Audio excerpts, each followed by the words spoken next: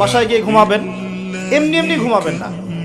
ঘুমানোর আগে বিসমিল্লাহ বলে লাইটটা অফ করবেন, বিছানাটা বিসমিল্লাহ বলে ঝাড়বেন, ওয়াশরুম থেকে পারলে অজু করে আসবেন, মশারি দিচ্ছেন, লাইটস অফ করছেন, পাত্র যেগুলো আছে সেগুলো একটু ঢেকে রাখবেন বিসমিল্লাহ বলে, দরজা লাগাবেন বিসমিল্লাহ বলে।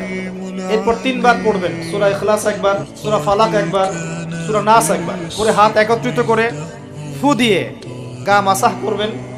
এই কাজটা 3 বার করবেন। একবার আয়াতুল কুরসি পড়বেন, এরপর সূরা বাকারার শেষের 3টা আয়াত পড়বেন।